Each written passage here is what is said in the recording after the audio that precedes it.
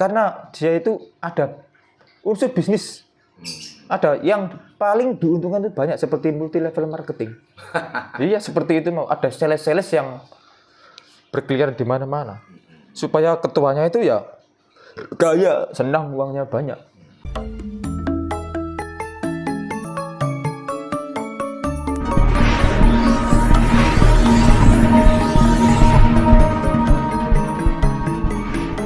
Gus Naim ini kan dulunya juga pernah belajar di pesantren gitu. Orangnya itu agamis dulu loh Kang Gus. Terus sekarang menjadi kafir, gitu. Menjadi murtad. Nah, kenapa Gus? Kok bisa seperti ini? Padahal dulu orangnya agamis, sekarang kok wis lah dikatakan orang murtad oke, kafir juga oke. Semoga Gus dijelaskan gitu. Begini ya Mas ya. Begini apa itu? Ya masyarakat kita itu orang yang paling aneh. Kalau saya itu taat dengan ibadah, bodoh-bodoh masyarakat itu banyak yang protes. Wong kok percaya ngene ya apa kok sembahyang ya apa kok ngene. Sedangkan fakta nih masyarakat kita itu kalau nggak bekerja nggak makan. Ya saya bilang, nah kita kan punya Tuhan yang Maha Pengasih dan Penyayang. Ya Maha Kaya. Ya kalau saya nggak punya ya minta.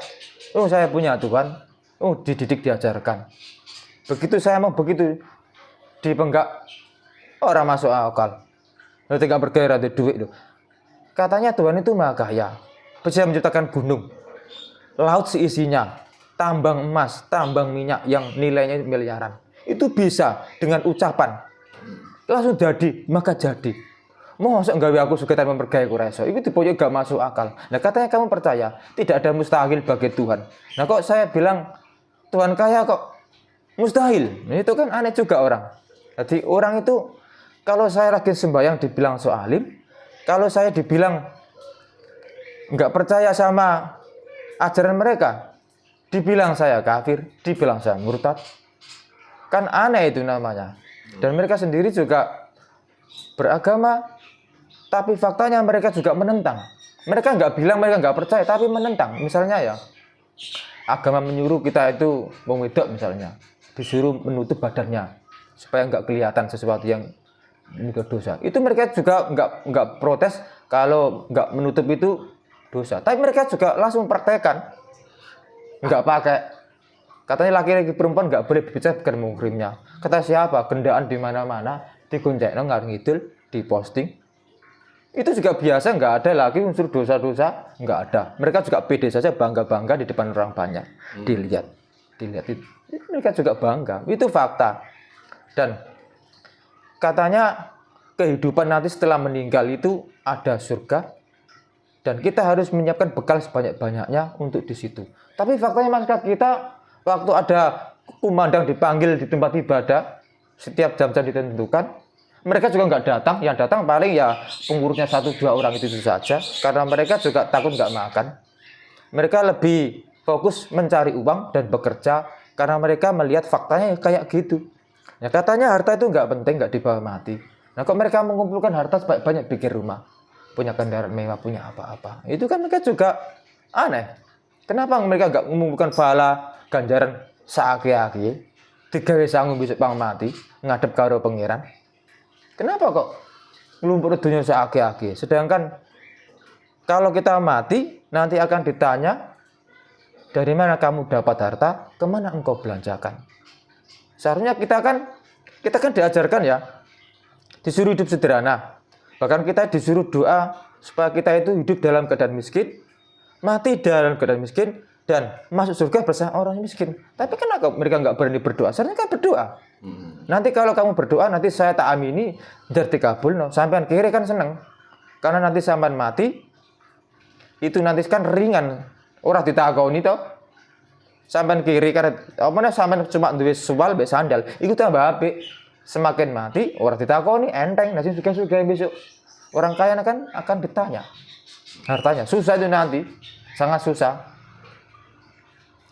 Jadi ya gimana ya? Ya begitulah cara berpikir bangsa kita saat ini yang semuanya tuh nggak jelas. Samar nih mas semua. Ya samar, memang dibikin begitu karena apa? Leluhur kita dulu itu terus terang nggak ikhlas. Bangsa kita yang sudah beradab, sudah berilmu tinggi, dikasih lagi seakan-akan bangsa kita itu bangsa rendah, bangsa norak, ketinggalan zaman. Bangsa kita yang masih percaya takhayul, percaya rohanis, percaya begini, percaya begitu, begini, begitu. Di sini ya, kita itu dianggap mbah-mbah kita itu orang-orang yang sesat. Nah, kalau mengikuti, wah baru keringet jenenge kering, wah wong biyen kejawen, wong sesat. Terus macam-macam lah itu mau diutarakan. Jadi kadang saya itu menangis, masa mbah-mbah saya kok dibilang begitu. Padahal saya hidup makan lahir di negeri ini, menghisap air makan semua dari sini. Jadi sumbangsi untuk negara saya, bangsa sangat luar biasa. Tanah yang saya tinggali di kampung saya itu juga tinggalan dari mbah-mbah saya. Saya nggak ikut bekerja. Jadi saya sangat berterima kasih menurut saya. Nggak ada bangsa-bangsa manapun yang memberikan saya sumbangsi tanah, berikan kompensasi uang. Nggak ada. Semuanya dari keluarga saya sendiri. Belum pernah saya dikirim beras dari negara gurun pasir atau dari negeri salju atau negeri-negeri sana. Nggak pernah ada. Yang ada itu keluarga saya, saudara-saudara keluarga saya ngeteri beras.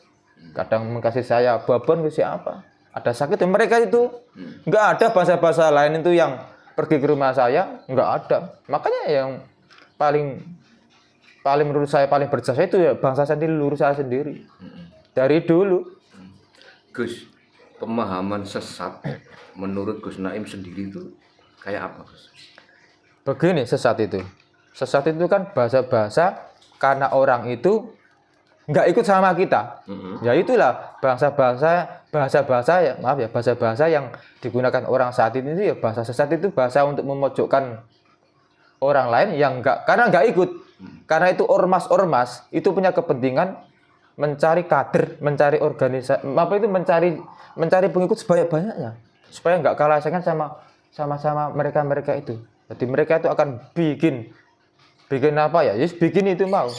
Bikin sesuatu yang supaya orang lain jatuh, dia itu dapat karena dia itu ada unsur bisnis. Ada yang paling diuntungkan itu banyak seperti multi level marketing. Iya seperti itu mau, ada sales yang berkeliaran di mana-mana. Supaya ketuanya itu ya kaya, senang, uangnya banyak. Itu kita harus hati-hati sama sales. Karena bangsa kita itu dulu korban sales. Sehingga jadinya begini kita susah. Karena itu sales. Banyak maklar. Makanya dalam sejarah ditulis yang mensponsorkan, yang menjual, yang mengabarkan ajaran-ajaran dari asing ke tanah kita kan para pedagang. Nah pedagang itu apa? Ya dagang, sales marketing mereka itu. Membawa dagangan juga ajaran, dijual di negara kita. Dan banyak yang menerima, ada yang menerima, itulah sekarang kita orang Jawa yang menjadi namanya kejawen.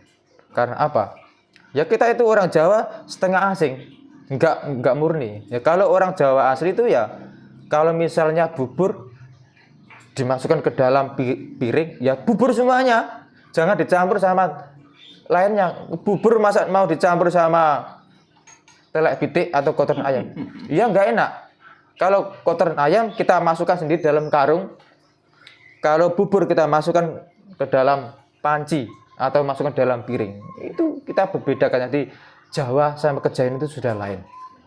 Dan makanya kita itu sampai hari ini banyak sesuatu yang bertanya-tanya. Jadi ajaran yang kita pakai, kita harus percaya. Nggak percaya kita akan diancam sama mereka itu yang menjual ajaran itu mau.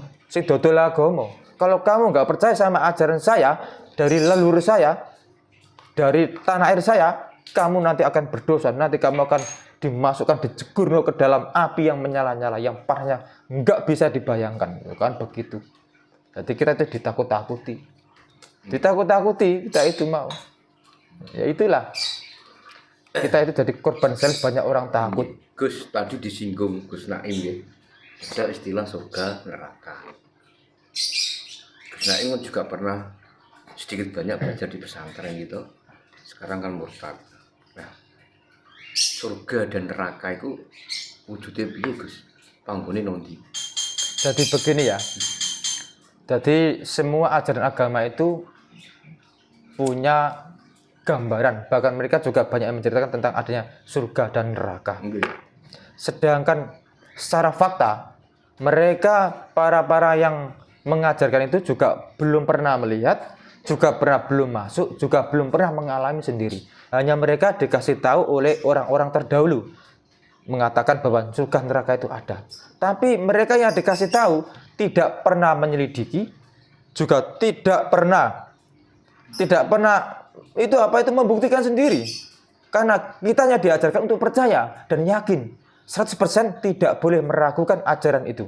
Kalau kita meragukan, maka itu disebut bahasanya kita sudah keluar dari garis ajaran itu.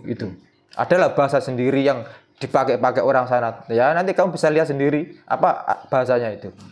Jadi mereka punya bahasa, kita dikatakan begini, berkata begitu, nggak percaya. Nah, kita itu diberikan otak, akal oleh Tuhan yang menciptakan kita. Kita itu nggak boleh pakai, karena kita hanya disuruh percaya. Jangan diragukan, jangan selidiki, dan jangan diragukan.